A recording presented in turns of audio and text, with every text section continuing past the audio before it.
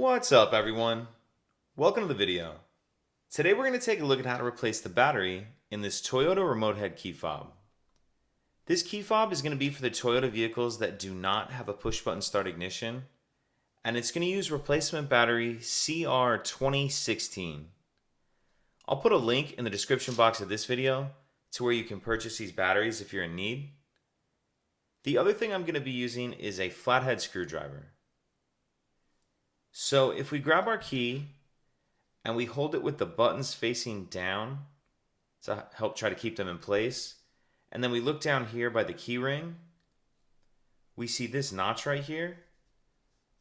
What I'm going to do is put my screwdriver in that notch and then twist, and it starts opening it, and then I'm just going to work my way around on that key ring like that. Once you get it popped off, go ahead and pull the back shell out.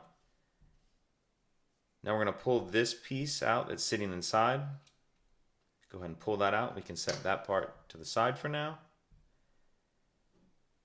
And if we grab our screwdriver, and you see here, this is the front, this is where the buttons are.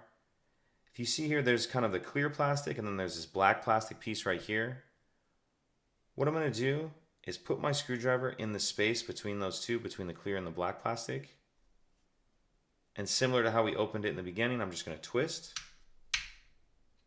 And it pops the back of that shell up, that black plastic piece. And go ahead and pull those apart. Now looking in the clear plastic half, we see our battery right here. And you can use your screwdriver just to help kind of get it out of that little holder. Carefully just push that out.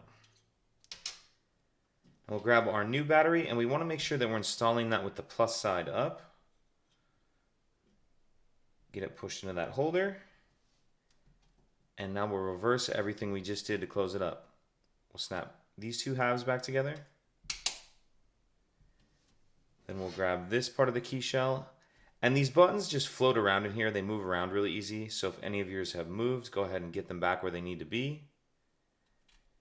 And then we'll put this back in here. Because the shape of it, it really only fits in there one way. Once you have that sitting in there, we can go ahead and snap the back cover on.